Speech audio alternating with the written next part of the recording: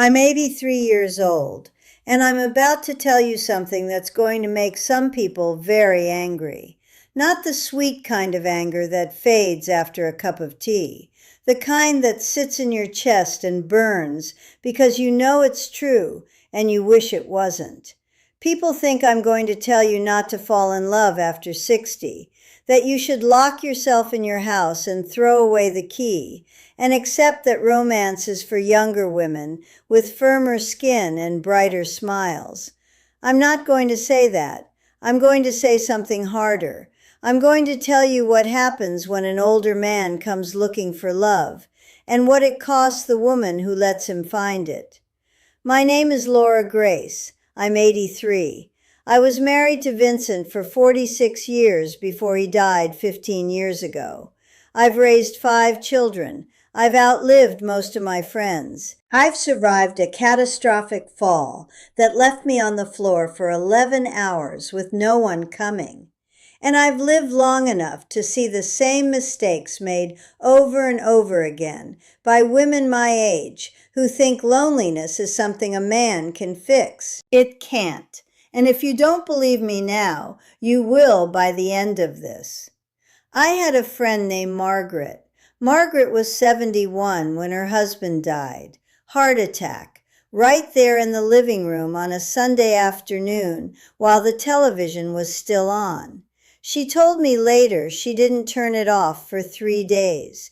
Not because she wanted to watch it, because the silence underneath it was too loud. Margaret grieved the way women like us grieve, quietly, thoroughly, with her hands still doing the laundry and her mind somewhere else entirely. She didn't eat much for the first 6 months. She lost weight she didn't need to lose. She stopped wearing jewelry. She stopped curling her hair. She was rebuilding herself brick by careful brick. And even though the structure was smaller than before, it was hers. Then she met Richard. Richard was 68, recently divorced, and according to everyone who met him, charming.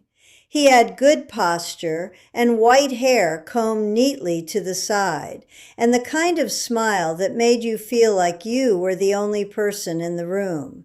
He opened doors. He brought flowers. He said things like, "I just love listening to you talk." And look, that sentence should come with a warning label when it's spoken by a man over 60. Margaret told me about him on a Thursday. I remember because I was folding towels, the good ones, the ones Vincent bought me for our 30th anniversary, because I'd mentioned once that I liked the thick kind. And when she said Richard's name, I stopped folding. Not because of him, because of the way she said it, softly, carefully, like she was asking permission just by mentioning him. "Laura," she said, "do you think it's too soon?"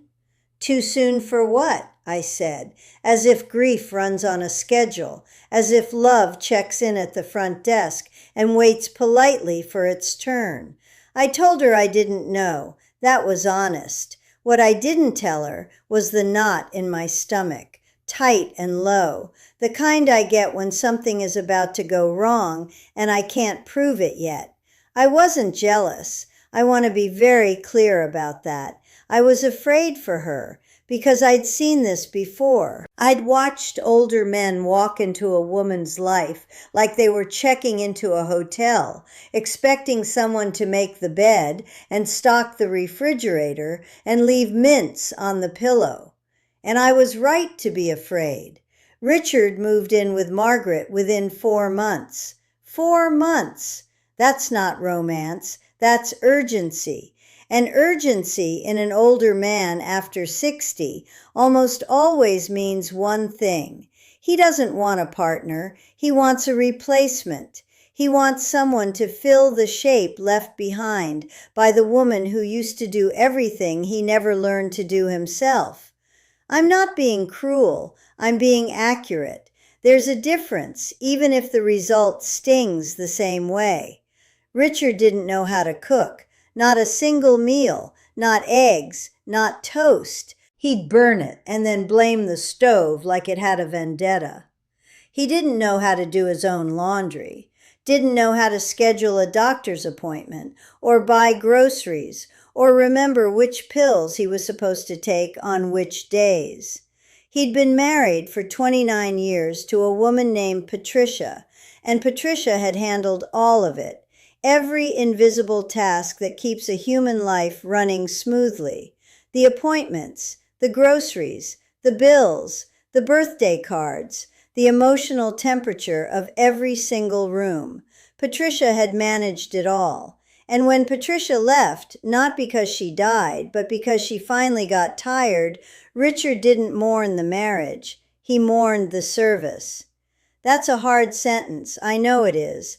I felt it leaving my mouth just now, and it has edges. But I've earned the right to say hard things. 83 years earns you that, if nothing else. Margaret became Richard's new Patricia within 6 weeks. She cooked his meals 3 times a day because Richard didn't believe in leftovers, which is a stance I find both bizarre and exhausting. She organized his medications into one of those plastic pill organizers with the days of the week printed on the lids.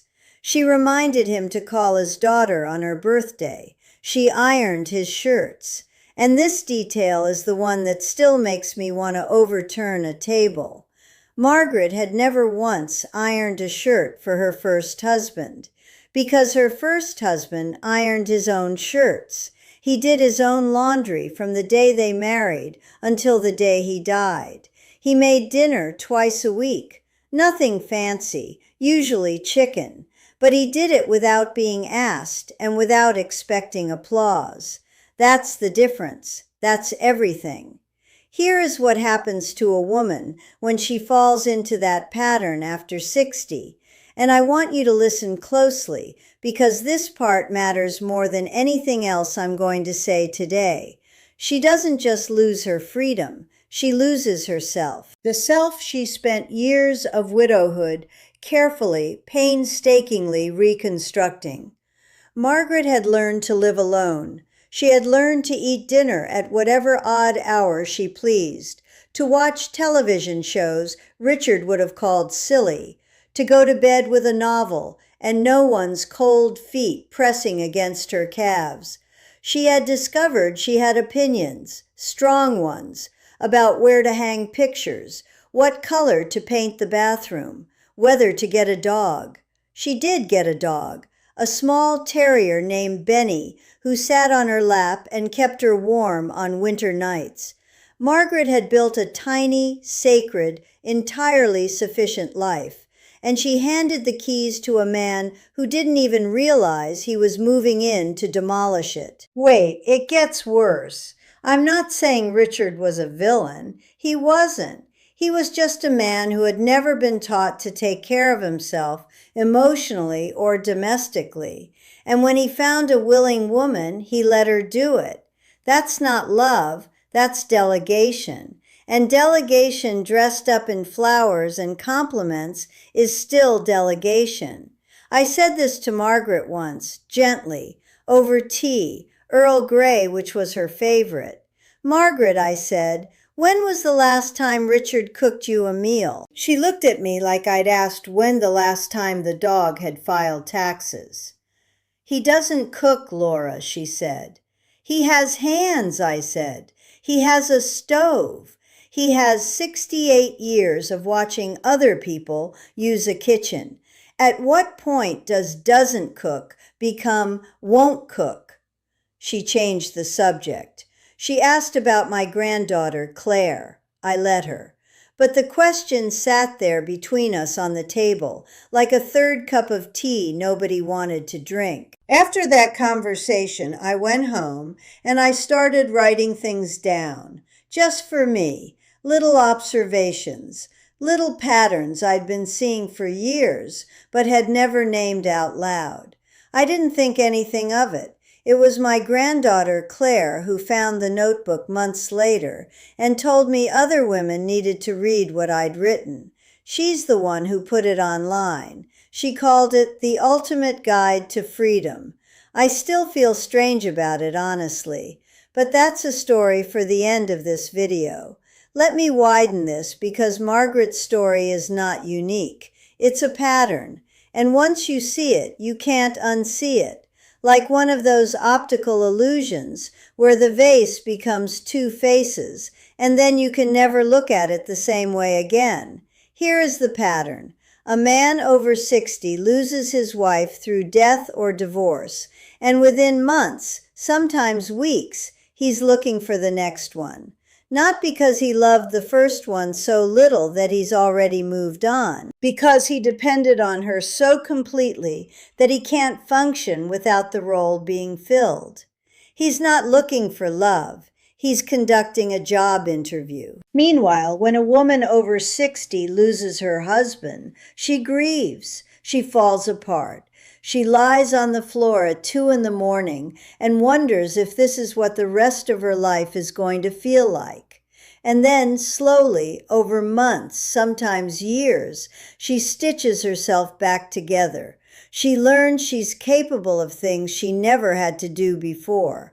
She learns to check the oil in the car, to fix the leaking faucet, to manage the finances, to unclog the drain. She learns she has opinions about furniture arrangement that were never consulted.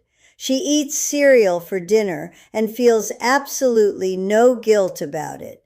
She becomes, sometimes for the first time in her entire adult life, a complete person who is not defined by being someone's wife. And then a man shows up, 67, well-dressed, holding flowers, charming, attentive, absolutely terrified of eating alone. And the woman who just learned to breathe on her own holds her breath again. Here's a question that has lived in my head for years, spinning slowly like a mobile over a crib. Why do older men fall apart when they're alone and older women fall together?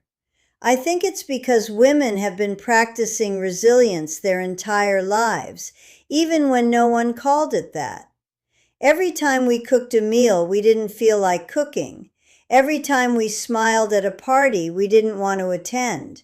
Every time we held a feverish child at 3 a.m. while our husbands slept soundly, genuinely slept, not faking because it never occurred to them that they should wake up.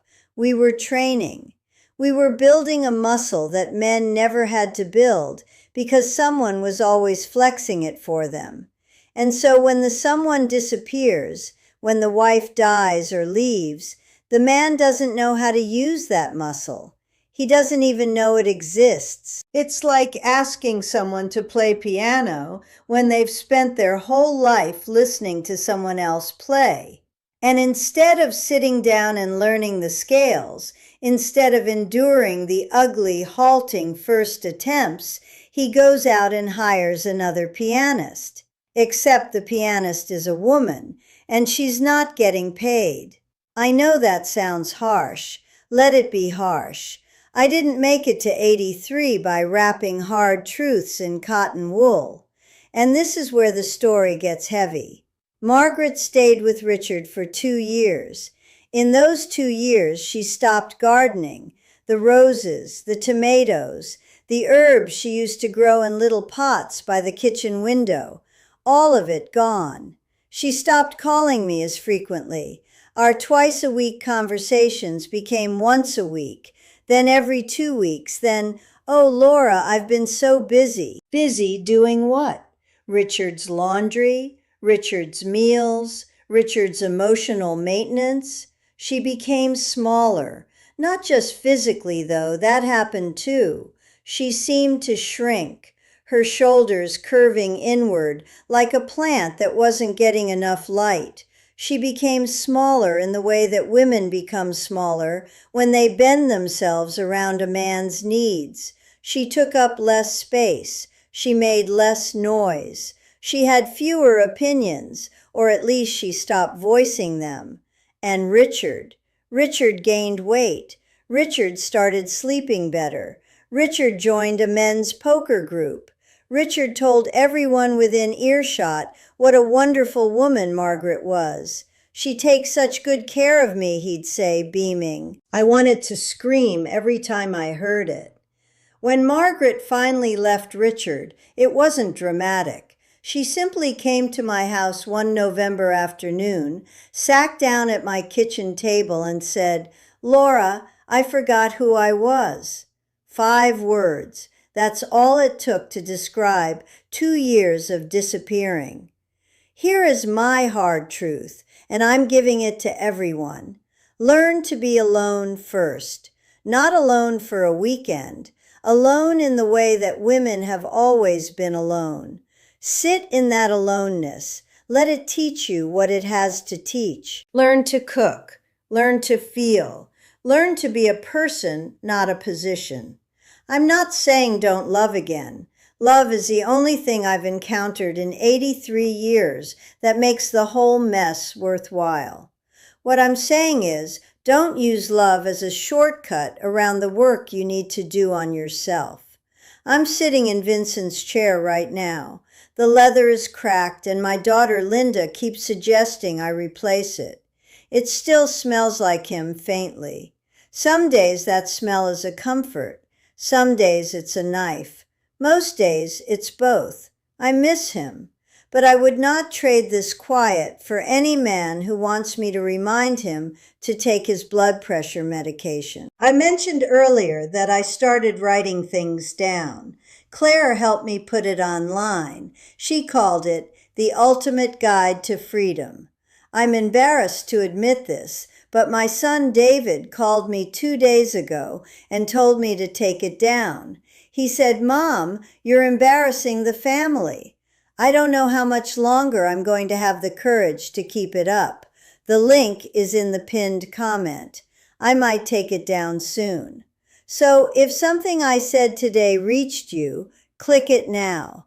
If this story reached you, leave a like. Subscribe if you want to keep talking. Every week I sit down and tell you the truth, because someone has to.